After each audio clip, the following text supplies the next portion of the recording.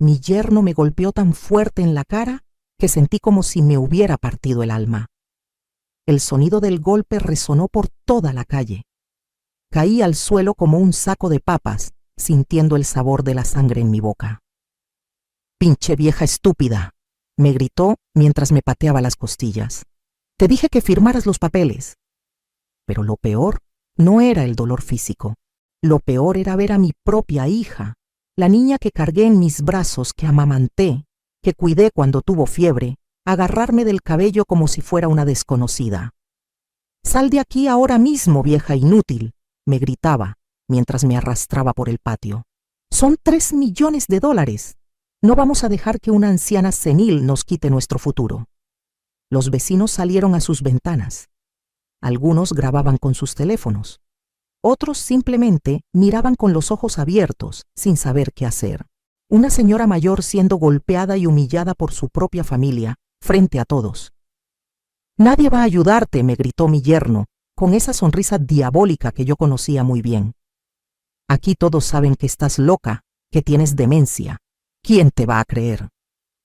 Ellos pensaron que tenían todo controlado. Durante meses me habían convencido de mudarme a su casa, porque me querían cerca, porque estaba muy sola. Qué estúpida fui al creer que realmente les importaba. Lo que querían era tenerme bajo su control total para poder manipularme y robarme todo. Pero alguien sí llamó al 911. Y cuando esa patrulla llegó y los oficiales vieron la escena, todo su plan perfecto se empezó a desmoronar. Sigue mi historia hasta el final y comenta la ciudad desde donde me estás viendo para saber qué tan lejos ha llegado mi relato. Mi nombre es Carmen Solís. Tengo 71 años y durante 48 años de matrimonio con mi esposo Roberto, construimos un imperio desde la nada. Llegamos a Guadalajara sin un peso en el bolsillo. Él era mecánico y yo costurera. Trabajamos día y noche. Ahorramos cada centavo. Compramos nuestra primera casita en las afueras de la ciudad en 1978. Roberto tenía una visión.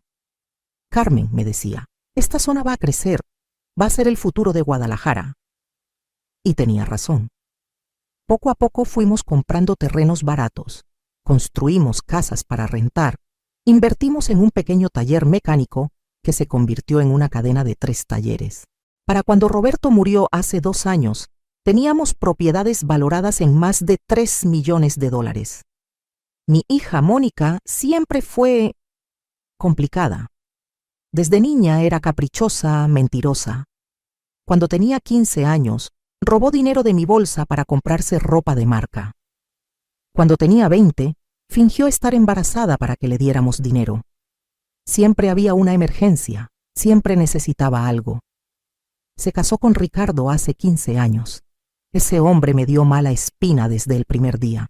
Alto, delgado, con esa sonrisa falsa que nunca llegaba a los ojos. Roberto me decía, «Carmen, dale una oportunidad, tal vez Mónica lo cambie». Pero yo sabía que era al revés.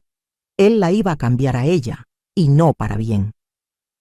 Después del funeral de Roberto, Mónica empezó a visitarme más seguido.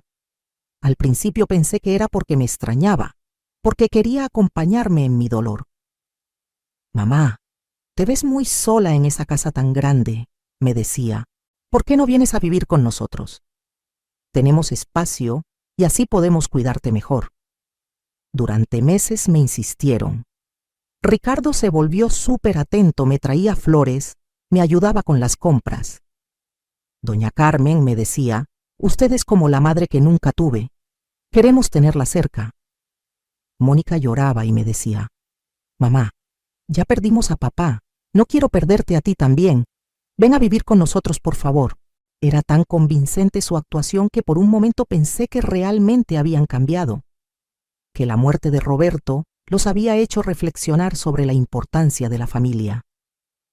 En octubre del año pasado, finalmente acepté.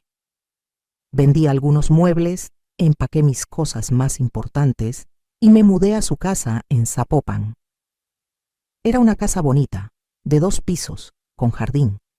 Tenían un cuarto preparado para mí, con sus propios muebles nuevos. Los primeros días fueron como una luna de miel. Mónica me hacía el desayuno, Ricardo me llevaba al doctor, jugábamos cartas en las noches. Me sentía querida, acompañada. Después de 50 años de matrimonio, estar sola había sido lo más difícil de mi vida. Pero poco a poco, las cosas empezaron a cambiar. Al principio fueron comentarios sutiles. «Ay, mamá, se te está olvidando mucho últimamente», decía Mónica cuando yo no recordaba dónde había puesto mis lentes. «Doña Carmen, ¿está segura de que tomó su medicina?» «Porque la encontré en el plato», decía Ricardo con esa voz condescendiente. Después empezaron a cobrarme cosas. «Mamá, los gastos de la casa han subido mucho desde que llegaste. ¿Podrías darnos $500 al mes para ayudar con la comida y los servicios?» Era una cantidad razonable, así que acepté. Pero 500 se convirtieron en 800, luego en 1,200. «Es que comes mucho, mamá. Es que gastas mucha electricidad con tu televisión. Es que el agua caliente para tus baños largos está muy cara». Me trataban como si fuera una inquilina molesta en mi propia familia. Un día, mientras organizaba mis documentos, Ricardo me vio con los papeles de las propiedades. Sus ojos se iluminaron como si hubiera visto oro. «Doña Carmen, ¿usted tiene todos estos terrenos?», me preguntó fingiendo sorpresa. «Pero si usted es millonaria, ¿por qué no nos había dicho?». Esa noche los escuché hablando en su cuarto. La casa tenía paredes delgadas y sus voces se filtraban hasta mi habitación. «¿Viste todos esos papeles, Mónica? Tu mamá tiene una fortuna». «Ya lo sé, Ricardo, por eso la traje para acá. Necesitamos que firme algunos documentos, para proteger su patrimonio, por si le da Alzheimer o algo así». «Sí, pero hay que hacerlo despacio, que no sospeche». Ahí fue cuando entendí todo. No me habían traído por amor, me habían traído para robarme. Después de escuchar esa conversación, todo cambió para mí. Era como si me hubieran quitado una venda de los ojos. Cada sonrisa falsa, cada «te queremos mucho, mamá», cada gesto de cariño, todo era mentira, pura actuación para robarme. Pero decidí no confrontarlos. Algo me decía que tenía que ser más inteligente que ellos. A la mañana siguiente, Ricardo llegó con unos papeles en la mano y esa sonrisa que ya me daba náuseas. «Doña Carmen, tengo buenas noticias. Hablé con un abogado amigo mío y me dijo que usted debería proteger su patrimonio». «¿Protegerlo de qué?», le pregunté fingiendo confusión. «Bueno, usted sabe por su edad. Dios no lo quiera, pero si algún día le da demencia o Alzheimer, pueden venir personas aprovechadas a estafarla. Lo mejor es que ponga sus propiedades en un fideicomiso familiar». Mónica se sentó a mi lado y me tomó de la mano. «Mamá, es lo más inteligente. Así nosotros podemos administrar todo y usted no se tiene que preocupar por nada». Los papeles eran complicados, llenos de palabras legales que yo no entendía completamente. Pero una cosa sí entendí. Si firmaba eso, ellos tendrían control total sobre mis propiedades. «Déjenme pensarlo unos días», les dije. La cara de Ricardo cambió inmediatamente. La sonrisa desapareció. «¿Pensarlo? Doña Carmen, esto es por su bien. Entre más rápido lo hagamos, mejor». «Es que son decisiones muy importantes. Necesito tiempo». «Mamá», me dijo Mónica con voz dura, «no seas terca. Nosotros sabemos lo que es mejor para ti». Esa noche fingí estar dormida y los escuché otra vez. «Se está poniendo difícil», decía Ricardo. «Tal vez deberíamos buscar otra forma». «¿Cómo qué?» «Hay maneras de declararla mentalmente incapaz. Tengo un conocido que es psiquiatra. Por unos miles de dólares puede firmar que tu mamá tiene demencia. ¿Y si se niega a ir con el psiquiatra? Entonces la llevamos a la fuerza. Decimos que tuvo un episodio, que estaba confundida». El miedo me recorrió todo el cuerpo. Estos monstruos estaban planeando declararme loca para robarme todo. Las siguientes semanas fueron un infierno silencioso. Empezaron a tratarme como si realmente estuviera perdiendo la mente. «Mamá, Ya te dije 3 veces que el baño está ocupado, me gritaba Mónica cuando yo tocaba la puerta por segunda vez. Doña Carmen, ¿no recuerda que hablamos de esto ayer?, me decía Ricardo cuando yo preguntaba algo que nunca habíamos hablado. Comenzaron a esconder mis cosas y después decir que yo las había perdido. Ay, mamá, tu memoria está muy mal. Tus lentes estaban en el refrigerador. Mamá, encontré tu cartera en el jardín. ¿No recuerdas haberla dejado ahí? Era manipulación psicológica pura. Querían volverme loca de verdad. Un día, mientras fingía tomar una siesta, escuché que Ricardo hablaba por teléfono. Sí, doctor Herrera, es mi suegra. Tiene 71 años y está mostrando signos claros de demencia. No quiere venir voluntariamente. Sí, entiendo que usted puede hacer una evaluación domiciliaria. ¿Cuánto costaría el certificado de incapacidad mental? Perfecto. El jueves en la tarde. Iban a traer a un psiquiatra corrupto a la casa para declararme loca. Esa misma noche, Mónica entró a mi cuarto con una pastilla. Mamá, el doctor dice que necesitas tomar esto para dormir mejor. No necesito pastillas para dormir. Sí necesitas. Has estado muy alterada últimamente. Es por tu propio bien. He dicho que no. Su cara se transformó. Era como ver a una extraña. ¿Vas a tomarte esa pastilla ahora mismo? ¿O Ricardo va a venir a obligarte? Fingí tragarla, pero la escondí debajo de mi lengua. Cuando se fue, la escupí. Era una pastilla azul que no reconocí. Estaban drogándome. Las cosas empeoraron rápidamente después de eso. Ricardo comenzó a revisar mis cosas cuando creía que no lo veía. Un día lo encontré en mi cuarto, buscando en mi bolsa. ¿Qué estás haciendo? Ah, doña Carmen. Mónica me pidió que buscara sus medicinas. Dice que se le perdieron. Mis medicinas están en el baño. Sí, ya las encontré, dijo nervioso, saliendo rápidamente del cuarto. Pero yo sabía lo que realmente buscaba. El USB donde tenía guardados todos mis documentos importantes, escrituras, testamentos, cuentas bancarias. Todo estaba ahí. Una mañana, me desperté y mi USB había desaparecido. ¿Han visto mi memoria USB? Les pregunté en el desayuno. ¿Tú qué?, me dijo Mónica. Mi USB, el pequeño aparato donde guardo mis documentos. Ay, mamá, tu memoria está cada vez peor. Tú no tienes ningún USB. Claro que lo tengo, estaba en mi bolsa. Mamá, ya para. No existe ningún USB. Estás confundiendo las cosas otra vez. Ricardo me miraba con esa sonrisa diabólica. Doña Carmen, tal vez deberíamos llamar al doctor. Está usted muy alterada. En ese momento supe que había llegado el límite. No solo me estaban robando, me estaban gaslighteando para volverme loca de verdad. Esa tarde, mientras ellos salieron a hacer mandados, busqué por toda la casa. Finalmente, encontré mi USB en el cajón del escritorio de Ricardo, junto con fotocopia de todos mis documentos. Pero también encontré algo más. Una carpeta con papeles del banco, solicitudes de préstamos usando mis propiedades como garantía y un contrato de venta de mi casa principal. Estos desgraciados no solo querían robarme, ya habían empezado a hacerlo. Cuando regresaron esa noche, fingí estar dormida, pero los escuché claramente. Ya está todo listo, decía Ricardo. El doctor viene mañana a certificar que está loca. Tengo los papeles del banco preparados. Una vez que sea declarada incapaz, yo tendré poder legal para vender todo. ¿Y si se resiste? Por eso tengo las pastillas. La mantenemos sedada hasta que se firme todo.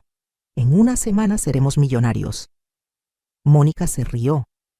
Una risa fría, sin alma, la muy tonta. Se creyó que realmente la queríamos aquí. Esa noche no pude dormir. Mi propia hija, la niña que cargué en mi vientre por 9 meses, me estaba traicionando de la manera más cruel posible. Pero ellos no sabían algo muy importante sobre mí. No sabían que Carmen Solís no había llegado hasta donde estaba siendo tonta o débil. Habían cometido un error terrible al subestimarme. Era hora de que conocieran a la verdadera Carmen. Al día siguiente, muy temprano, antes de que ellos despertaran, tomé una decisión que cambiaría todo. Me vestí con mi mejor ropa, tomé mi bolsa y salí de la casa como si fuera a caminar por el barrio, algo que hacía todas las mañanas. Pero esta vez no iba a caminar. Tomé un taxi directo al banco donde Roberto y yo habíamos tenido nuestras cuentas durante más de 30 años. «Buenos días, señora Solís», me saludó Patricia, la gerente que nos conocía desde hace años. «¿Cómo está? No la habíamos visto desde que falleció el señor Roberto». «Patricia, necesito hablar contigo urgentemente. Es muy importante». Me llevó a su oficina privada y cerró la puerta. «Patricia, tengo un problema muy serio. Mi hija y mi yerno están tratando de robarme. Ya empezaron a hacer trámites con mis propiedades sin mi autorización».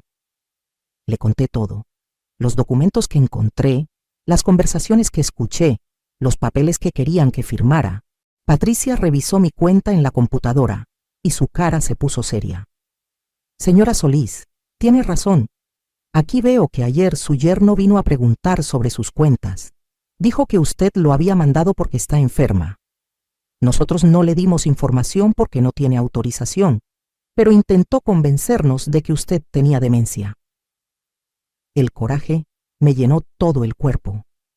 Ese desgraciado ya había venido al banco a preparar el terreno. «Patricia, necesito proteger todo inmediatamente. ¿Qué puedo hacer?» «Lo primero es cambiar todas las contraseñas y poner alertas de seguridad en todas sus cuentas. También podemos bloquear cualquier transacción que no sea autorizada directamente por usted, en persona, con identificación». Pasamos 2 horas revisando todo. Cambiamos contraseñas, pusimos códigos de seguridad nuevos y Patricia puso una nota especial en mi expediente. «La cliente está siendo víctima de fraude familiar. Cualquier persona que venga preguntando por sus cuentas debe ser reportada inmediatamente a la señora Solís». Pero eso no era todo. Patricia me dijo algo que yo no sabía. «Señora Solís, ¿usted sabía que su esposo le dejó más de lo que pensaba?» «¿Cómo?» «El señor Roberto tenía una cuenta de ahorros separada que usted nunca usó. También tenía un seguro de vida del que usted es beneficiaria.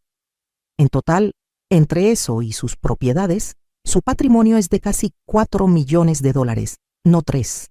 Me quedé sin palabras. Mi Roberto incluso después de muerto me seguía cuidando. «Hay algo más», continuó Patricia. «Su esposo dejó instrucciones muy específicas. Si alguna vez usted sospechaba que alguien estaba tratando de robarle, él había preparado un plan». Me mostró una carpeta que decía: «Para Carmen, solo abrir en emergencia». Adentro había una carta de Roberto, escrita con su puño y letra. «Mi querida Carmen, si estás leyendo esto es porque alguien está tratando de lastimarte o robarte. Siempre supe que nuestra hija Mónica tenía problemas y me preocupaba lo que podría pasar cuando yo ya no estuviera para protegerte. Por eso preparé esto.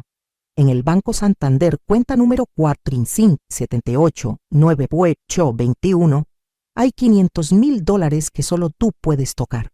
Usa ese dinero para defenderte. Contrata al mejor abogado, usa detectives privados si es necesario. No dejes que nadie te robe lo que construimos juntos. Eres más fuerte de lo que crees. Te amo para siempre. Roberto». Me puse a llorar ahí mismo en la oficina. Mi esposo había pensado en todo. Patricia me acompañó al Banco Santander. Efectivamente, ahí estaba la cuenta secreta con $500,000 que yo nunca supe que existía. Roberto me conocía mejor que yo misma, le dije a Patricia mientras salíamos del banco. Él sabía que yo soy demasiado buena, demasiado confiada.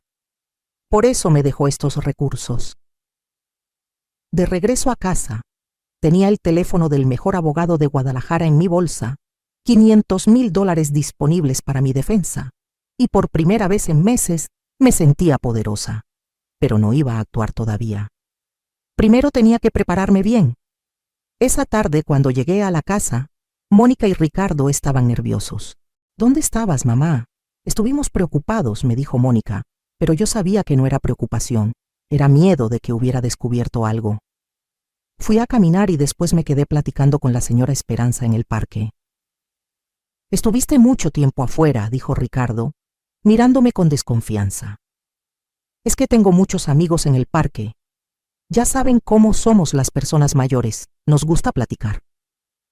Esa noche fingí estar muy cansada y me acosté temprano, pero en realidad estaba preparando mi estrategia. Al día siguiente, mientras ellos salieron a trabajar, hice algo que nunca pensé que haría. Contraté a un detective privado. «Señora Solís», me dijo el licenciado Martínez por teléfono, «necesito que usted me ayude a documentar todo lo que están haciendo. ¿Puede grabar conversaciones?» «¿Cómo?» «Con su teléfono celular. Cuando hablen de usted o de sus propiedades, grabe todo. También necesito fotografías de cualquier documento que encuentre». Me enseñó cómo usar la grabadora de mi teléfono. Era más fácil de lo que pensaba. Los siguientes días fueron como una película de espías. Yo, una mujer de 71 años, andaba por la casa grabando conversaciones en secreto y tomando fotos de documentos, y lo que descubrí me dejó helada. No solo querían robarme a mí.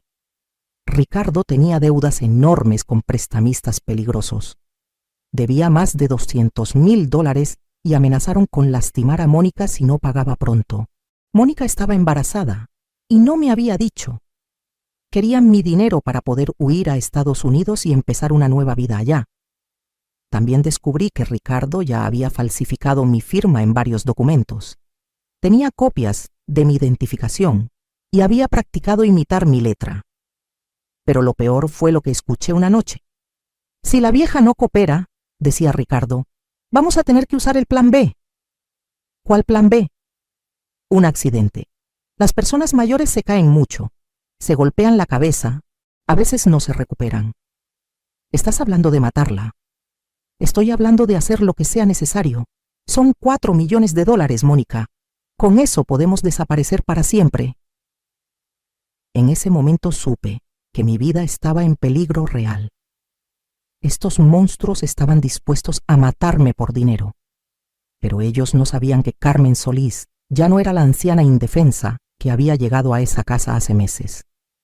Ahora tenía recursos, tenía aliados y tenía un plan. Era hora de contraatacar. Los siguientes días fueron los más intensos de mi vida.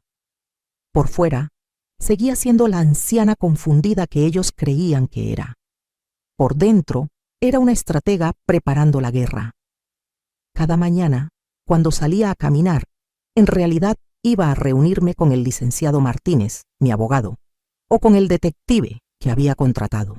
«Señora Solís», me dijo el licenciado en una de nuestras reuniones, «con las grabaciones que tiene y los documentos falsificados que encontró, tenemos suficiente evidencia para mandarlos a la cárcel por fraude, falsificación de documentos y abuso de adulto mayor.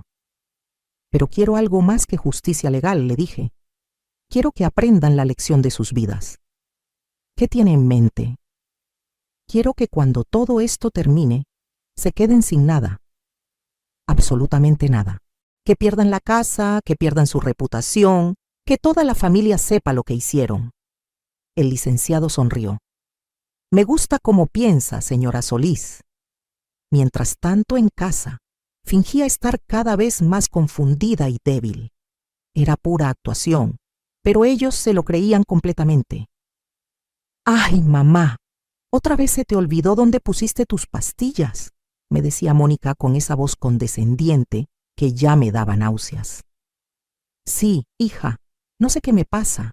Siento que mi mente ya no es la misma». «Es normal a tu edad», me respondía, mientras por dentro yo sabía que ella estaba feliz, pensando que cada día estaba más indefensa.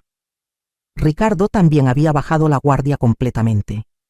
Ya ni siquiera se escondía cuando hablaba por teléfono sobre sus planes. «Sí, doctor Herrera, queremos la evaluación lo más pronto posible. Mi suegra está empeorando mucho. No va a resistirse. Está muy mal. Perfecto, el viernes en la mañana». Habían programado la visita del psiquiatra corrupto para el viernes. Eso me daba exactamente 3 días para terminar de preparar todo. Esa misma tarde, contraté algo que nunca pensé que necesitaría: un equipo de seguridad privada. Señora Solís, me explicó el jefe de seguridad, un hombre serio llamado Capitán Rodríguez, el viernes cuando venga ese psiquiatra falso, nosotros vamos a estar listos. Vamos a filmar todo, vamos a tener testigos y vamos a llamar a la policía en el momento exacto. ¿Y si se ponen violentos? Para eso estamos nosotros. Tengo 4 hombres entrenados. Su seguridad está garantizada. El miércoles por la noche, while ellos dormían, hice algo que me dolió mucho pero que era necesario. Llamé al hermano de Mónica, mi hijo Carlos, que vive en Monterrey. «Mamá, ¿qué haces llamando tan tarde?» «Carlos, necesito contarte algo muy importante sobre tu hermana». Le expliqué todo. Al principio no me creía. «Mamá, ¿estás segura? Mónica puede ser difícil, pero robar...» «Hijo, tengo grabaciones, tengo evidencia. Tu hermana y su marido me van a matar por dinero». Cuando le mandé los audios por WhatsApp, se quedó callado por varios minutos. «Dios mío, mamá, ¿cómo pudieron llegar a esto?» «No lo sé, Carlos, pero necesito que vengas el viernes. Va a pasar algo muy importante y quiero que estés aquí».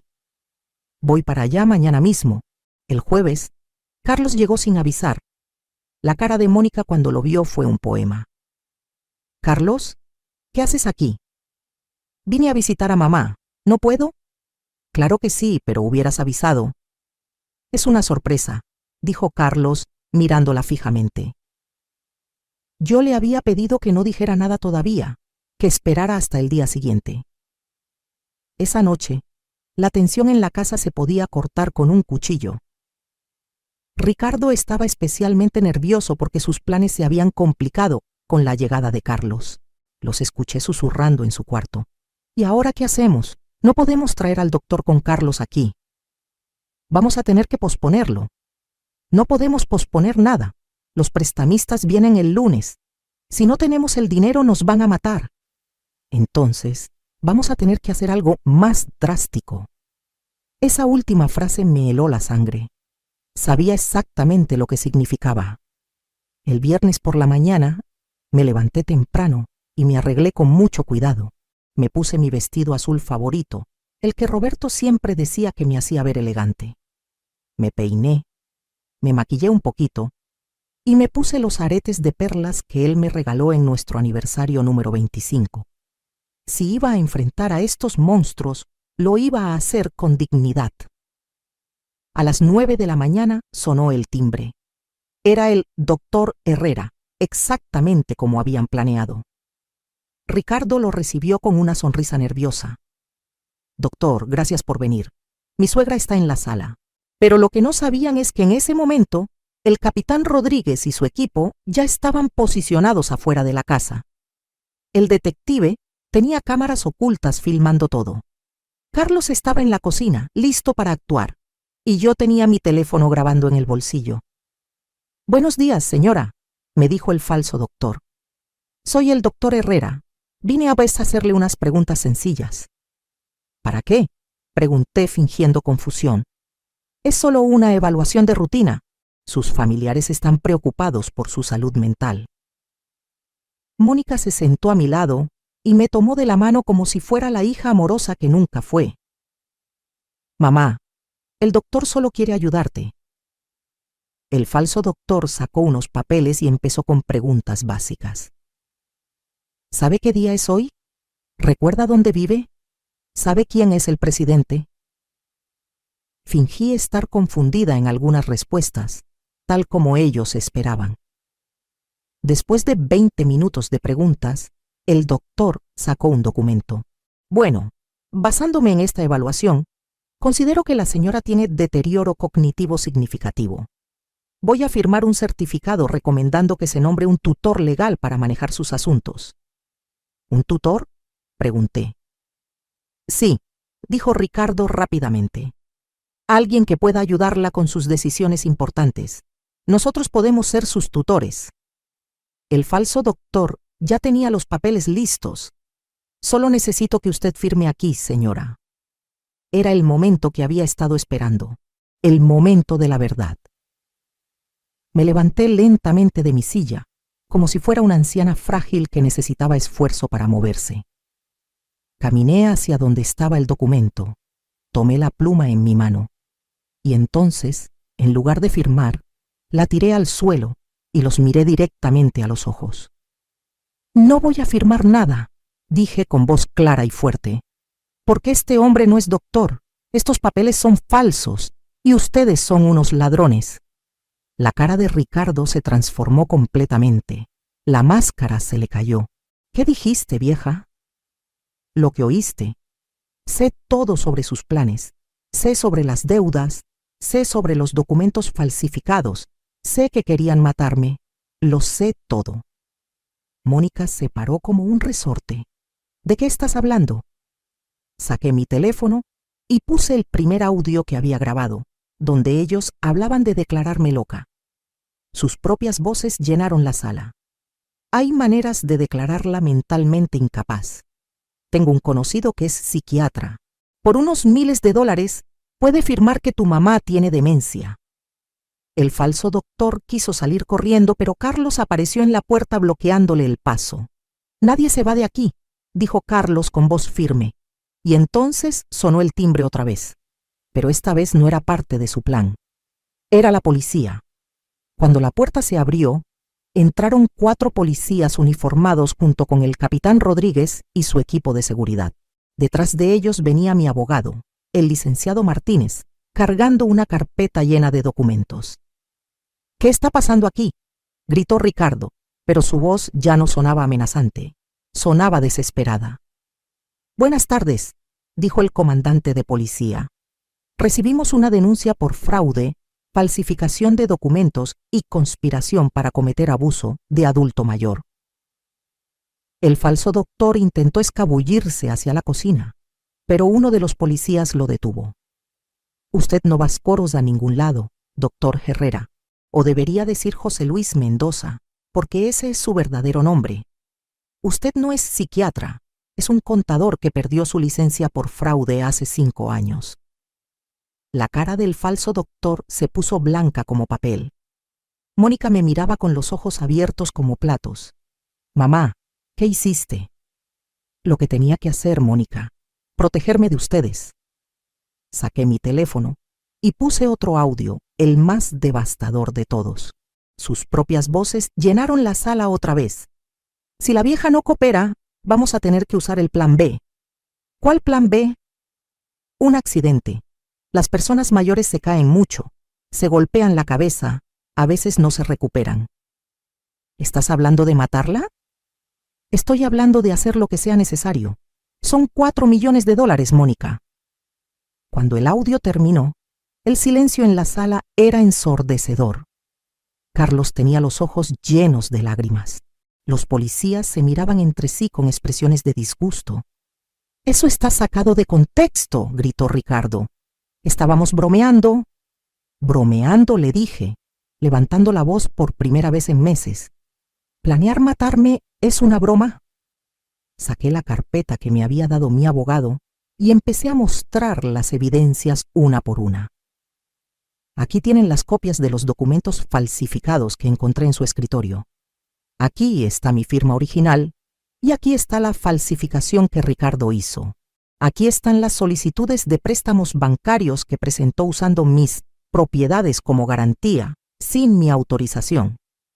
Ricardo intentó arrebatarme los papeles, pero el capitán Rodríguez lo detuvo. Ni se le ocurra tocarla, le dijo. Continúe mostrando las evidencias. Aquí están los recibos que comprobé que ustedes me han estado cobrando de más por todo. Comida que cuesta 50 pesos, me la cobraban a 200. Servicios que cuestan 500, me los cobraban a 2000. Mamá, nosotros te cuidamos. Vivir cuesta dinero, dijo Mónica, pero su voz ya no tenía la seguridad de antes. ¿Cuidarme? ¿A esto le llamas cuidarme? Reproduje otro audio donde ella hablaba con Ricardo sobre drogarme. Ya conseguí las pastillas que me dijo el doctor Herrera. Con 2 de estas, la mantenemos dormida todo el día. Y si se da cuenta, no se va a dar cuenta. Ya está muy mal de la cabeza. Mónica se puso pálida. Yo nunca te di esas pastillas. No, porque yo las escupía todas las noches. Fingí tragarlas durante semanas. El comandante de policía se acercó a Ricardo. Señor, necesito que me acompañe. Está arrestado por fraude, falsificación de documentos y conspiración para cometer asesinato. Esperen, gritó Ricardo. No pueden arrestarme. Ella está loca. Pregúntenle al doctor. ¿A este doctor?, dijo el comandante señalando al falso psiquiatra. José Luis Mendoza también está arrestado. Ya confesó que usted le pagó 50,000 pesos para falsificar un certificado de incapacidad mental. Ricardo se volvió hacia Mónica desesperado. Diles que todo esto es mentira. Diles que tu mamá tiene demencia. Pero Mónica estaba llorando y no podía hablar. Mónica, le dije con voz suave, mírame a los ojos. Ella levantó la vista. Sus ojos estaban rojos de llorar. ¿Realmente creías que tu madre era tan tonta como para no darse cuenta de lo que estaban haciendo? Mamá, yo, nosotros, ¿ustedes qué?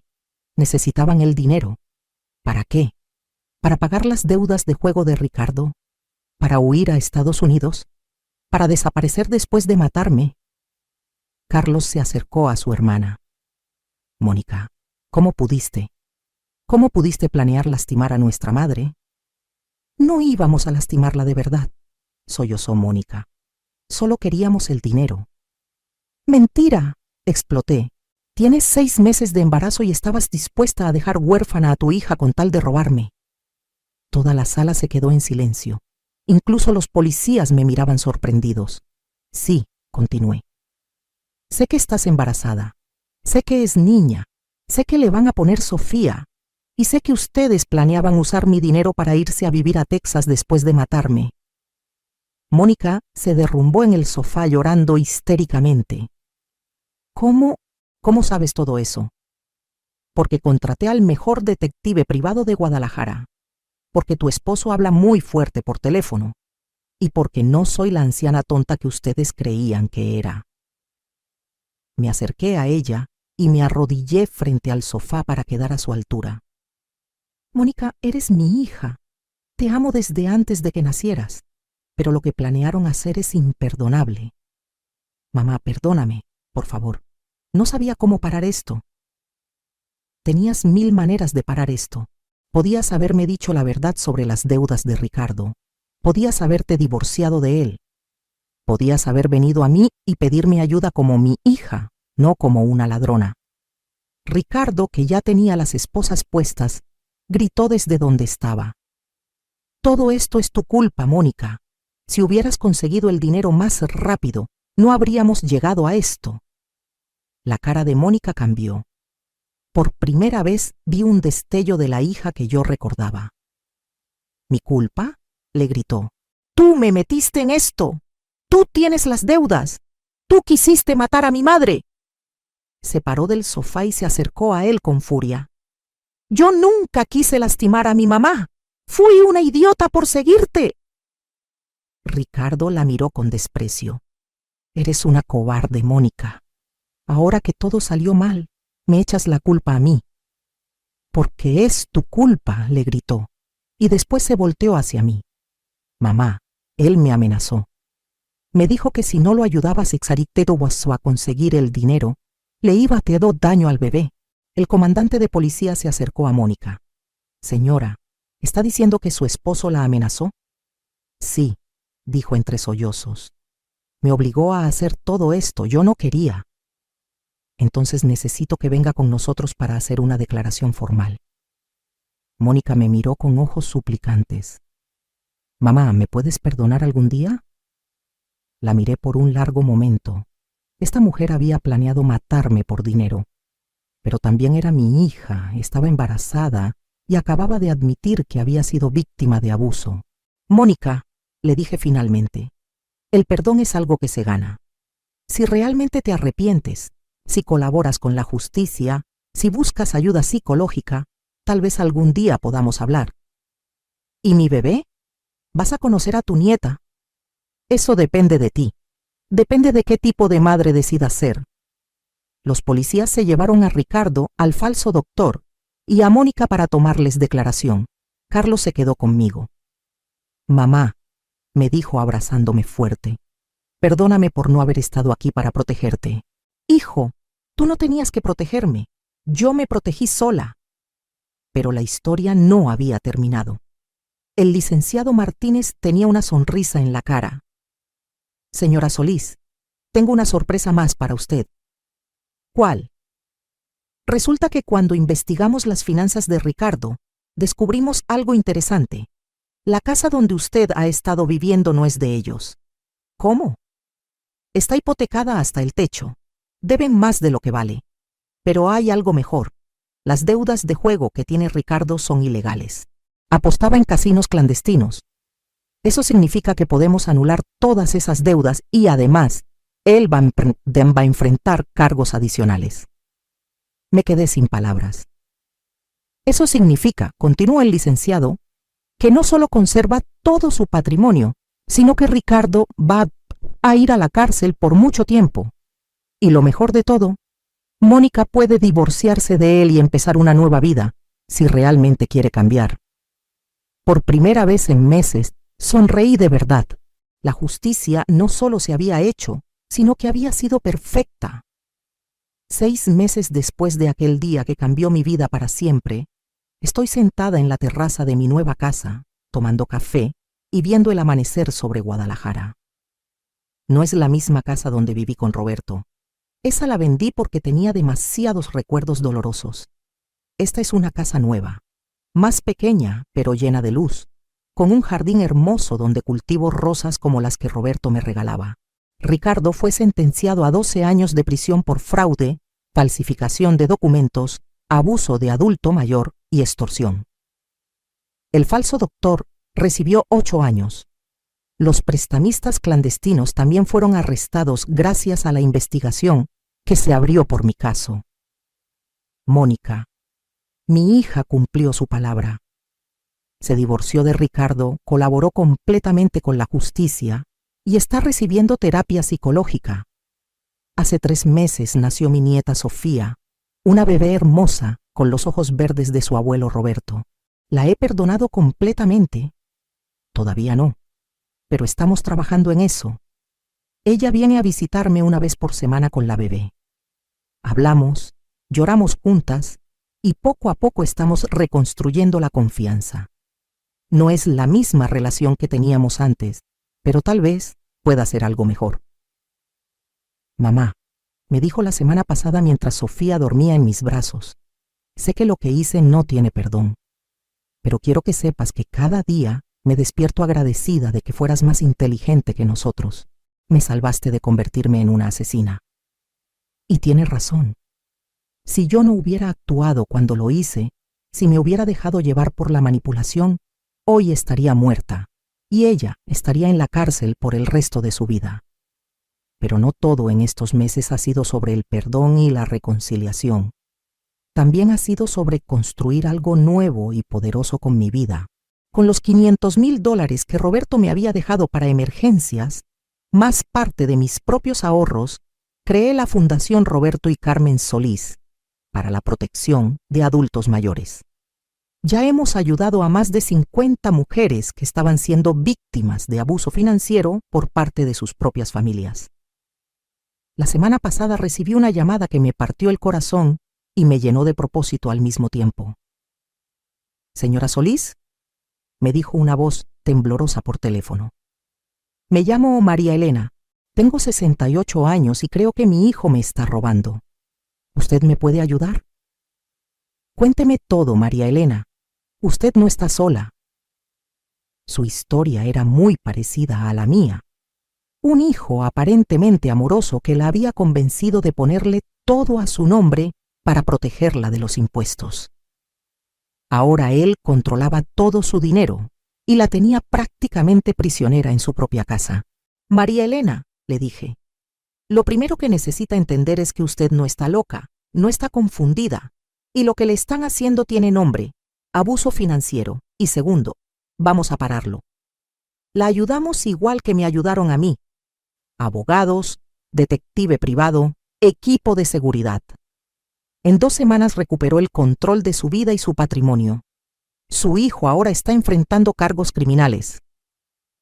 Señora Solís, me dijo la última vez que hablamos, usted me salvó la vida. ¿Cómo le puedo pagar? No me pague a mí, María Elena. Ayude a la siguiente señora que necesite ayuda. Y así funciona nuestra fundación. Las mujeres que ayudamos se convierten en voluntarias que ayudan a otras. Hemos creado una red de protección que cada día se hace más fuerte. El detective que contraté, el licenciado Martínez que me representó, el capitán Rodríguez y su equipo de seguridad, todos ahora trabajan con la fundación. Hemos profesionalizado la ayuda para que ninguna mujer mayor tenga que enfrentar sola lo que yo enfrenté. Carlos viene a visitarme cada mes desde Monterrey. Está muy orgulloso de lo que he construido. Mamá, me dijo la última vez, papá estaría tan orgulloso de ti. No solo te defendiste, sino que convertiste tu dolor en algo que ayuda a miles de personas. Y es verdad. Roberto estaría orgulloso. A veces cuando estoy en el jardín regando las rosas, siento como si él estuviera ahí conmigo, sonriendo y diciéndome, te lo dije, Carmen, eres más fuerte de lo que crees. La historia de mi caso se volvió famosa en Guadalajara. Los periódicos escribieron sobre la abuela que venció a los estafadores. La televisión hizo un documental. Pero yo no busqué la fama. Lo que busqué fue justicia, y la encontré. Hace un mes recibí una carta muy especial. Era de una mujer en Ciudad de México que había visto mi historia en las noticias. Señora Solís, gracias a su valor para denunciar, yo me di cuenta de que lo que mi yerno me estaba haciendo no era normal. Seguí su ejemplo, contraté un abogado, y ahora él está en la cárcel. Usted me inspiró a pelear por mi dignidad. Esas cartas llegan todas las semanas. Mujeres de todo México que encontraron el valor para defenderse porque vieron que una señora de 71 años pudo hacerlo. ¿Qué aprendí de todo esto? Primero, que la edad no te hace débil, te hace sabia. Yo tenía 71 años de experiencia en la vida, 71 años de enfrentar problemas y resolverlos. Esa experiencia fue mi mayor arma. Segundo, que la bondad no es lo mismo que la debilidad. Yo era buena con mi hija y mi yerno, pero cuando descubrí sus intenciones, fui implacable para protegerme. Se puede ser compasiva y feroz al mismo tiempo. Tercero, que nunca es tarde para empezar de nuevo. A los 71 años, después de perder a mi esposo, después de ser traicionada por mi hija, pude construir una nueva vida llena de propósito y significado. Y cuarto, que la mejor venganza no es la que destroza a tus enemigos, sino la que te convierte en una mejor versión de ti misma. Hoy, mientras veo jugar a mi nieta Sofía en el jardín, sé que ella va a crecer conociendo la historia de su abuela Carmen. Va a saber que las mujeres mayores no son víctimas fáciles. Va a saber que la familia debe ser fuente de amor, no de explotación. Y va a saber que cuando alguien trata de lastimarte no te escondes, peleas. Si ustedes están viendo este video y están pasando por algo similar, quiero que sepan 3 cosas. Primera, no están locos. Si sienten que algo no está bien en cómo los tratan, confíen en su instinto. Segunda, no están solos. Hay personas que los pueden ayudar. Abogados, trabajadores sociales, organizaciones como la nuestra. Busquen ayuda. Y tercera, son más fuertes de lo que creen. Yo era una viuda de 71 años que parecía indefensa y logré derrotar a estafadores profesionales. Si yo pude, ustedes también pueden. A mis 72 años, estoy viviendo la mejor etapa de mi vida. Tengo propósito, tengo dignidad, tengo una segunda oportunidad con mi hija y tengo una nieta hermosa que va a crecer sabiendo que viene de una familia de mujeres fuertes. Roberto, mi amor, si me puedes escuchar desde donde estés, quiero que sepas que usé bien el dinero que me dejaste para protegerme. No solo me salvé, sino que estoy salvando a otras mujeres. Tu Carmen aprendió a rugir. ¿Qué harías en mi lugar? ¿Has pasado por algo así? Si estás viviendo una situación de abuso familiar, no esperes. Actúa. Busca ayuda y recuerda, nunca es tarde para reclamar tu poder. Comenta abajo si esta historia te inspiró a tomar acción en tu propia vida, porque al final de eso se trata, de inspirarnos unas a otras a vivir con dignidad, sin importar la edad que tengamos. Carmen Solís ya no es la misma mujer que entró a esa casa hace un año. Ahora soy una guerrera. Y esta guerrera todavía tiene mucho que dar.